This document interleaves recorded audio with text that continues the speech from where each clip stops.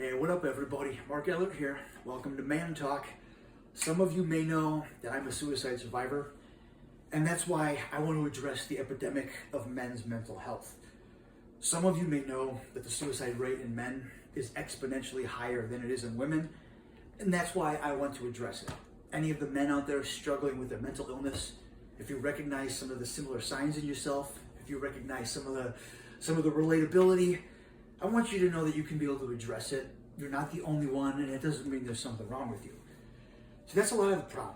That's why I didn't address my mental illness in my youth, is because I was afraid of the way people were going to judge me. I was too embarrassed about it. I thought it was going to show signs of weakness. I thought it was going to show that I wasn't as much of a man. I thought that I was a little insufficient. But the thing is growing up, I didn't know if other people felt the same way as me.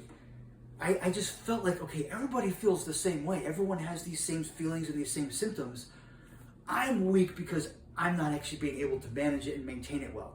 I'm weak because I feel depressed and I feel lonely and I don't feel good about myself. Since I already don't feel good about myself, I don't want to say that because then it shows that I don't feel good about myself. I don't know if people feel the same way and have the same feelings, and I'm just not good about managing it. But again, because I never addressed it, I never asked homie, hey man, I feel like this. Do you ever feel that way? I don't know if people are struggling with the same things. So that's why it's not fair for me to compare myself and say that I'm weak when I'm not able to deal with things that other people are dealing with. You don't know if they're dealing with it unless you ask and address the problem. And that's also why when you address the problem, it doesn't show signs of weakness. It shows signs of courage and strength, that you're willing to admit that there's a problem and you're willing to man up and address it. Because it's a perfect metaphor. To man up is talk about your car. Say you're having issues with your whip. Say when you're driving, the steering wheel is rattling a little bit. If you don't know shit about cars, it doesn't show weakness or it doesn't show that you're stupid when you ask questions. You don't know anything about the car, so when you ask questions, you can get that knowledge about the car to address it. See, if I didn't know if other people were feeling that way, I couldn't be able to address it. So, like, when your steering wheel is rattling, you can just go, man, homie, the other day I was driving, my shit is rattling, I'm thinking about how to address it. He's not going to be like, dude, you're an idiot, this, that, and the other. He can be like, man, I feel you. Right now, when was the last time you rotated your tires? When did you do a balance, a tire balance? You might need an alignment. Homie could just throw some ideas out there to give you an idea of what it could be so you can address it. Doesn't mean something's wrong with you. It means something's wrong with your car. You're a man that you want to man up and you want to fix your whip. You want to be cruising along, baby. Because, again, it doesn't mean if you don't know that you're wrong or there's something wrong with you. It'll show more strength to ask those questions and want to man up and fix your car. Because let's say you just don't want to fix it. You're just going to let it rattle and your steering wheel's going to fall off, or your tires are wiggling so bad you ain't going nowhere. Where you going? Fucking nowhere. You're going to get nowhere and you're not going to be happy about it. You're going to be, oh man, I hope nobody notices that my steering wheel is shaking. I hope Joe doesn't say, dude, you got to rotate your tires. I hope people don't see this and judge me for it. And you're not going to be happy with how you're cruising along. You're going to be feeling insignificant. You're going to be feeling insecure. You're actually going to have some self-esteem issues. You're going to be losing sleep over just wondering if there's something wrong with you or something wrong with your whip, if you should address it or not.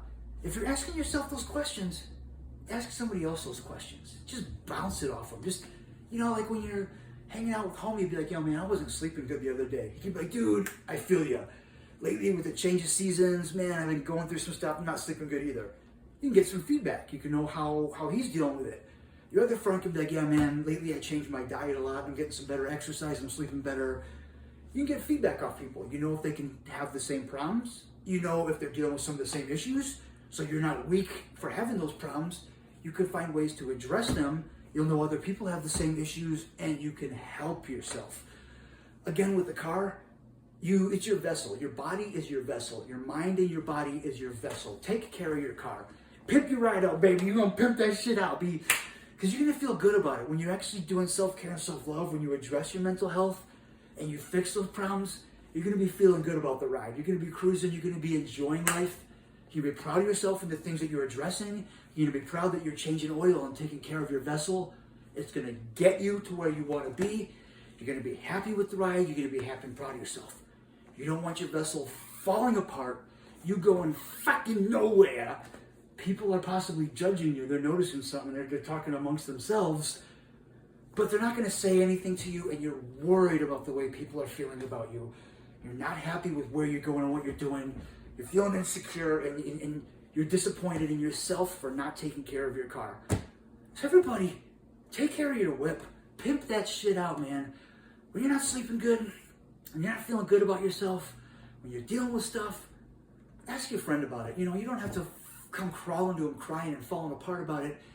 Just get a judgment of it. Just bounce some ideas off them. Just kind of approach it. Just say some things and see how they react and get some feedback. See if they want to give you some feedback and some answers if they feel the same way. If they don't, it doesn't mean there's something wrong with you. It doesn't mean that you don't want to address it. It means that they might not have those problems. They might not understand. They might not be good at giving feedback. It doesn't mean that you shouldn't do it. Find somebody else to bounce it off of. Find someone else to bounce it off of. Talk about your problems. As a man, it doesn't show signs of weakness. It shows that you're strong and that you're courageous, that you're willing to address the problems and you're willing to man up and fix it. Because when you start throwing duct tape on it, your shit's falling apart and you're going nowhere.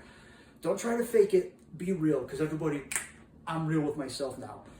I'm making this because we're coming up to the 19-year anniversary of my attempted suicide. In July, I'm going to be turning 38. And then in September will be the 19-year anniversary of my attempted suicide. My suicide attempt happened half of my lifetime ago. It's half of my life, but I'm still addressing it. And that's why after my suicide attempt, everyone, I'm admitting my problems to myself and to other people. I talk about it when I need to so I can address it and learn about it. That's why I go to therapy. I go to therapy and I treat my mental illness and I take medications for when I need to. In therapy, the things that I talk about and process and work through, that helps me get it done. When there's things that processing and talking about it don't help, I find medications to manage and help myself. Everybody, therapy has helped me a lot, so don't bury your shit, man up and actually talk about it. Find a therapist, find a friend, bounce some stuff off of. In therapy, I learned a lot about myself. It's a completely open, free environment. There's no judgment. You can literally talk about the things that you want to, that you're feeling, that you can process, and you can learn so much about yourself. You remember, this is how I felt. This is how I behaved. This is how I felt.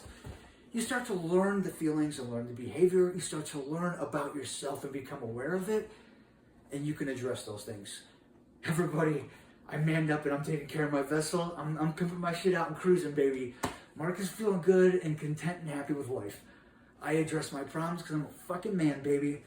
Now you're a man. Man up, baby. America. But everybody, thanks for tuning in today. Take care of yourself. Self-love and self-care. Until next time, I'll catch you on the flip side, baby.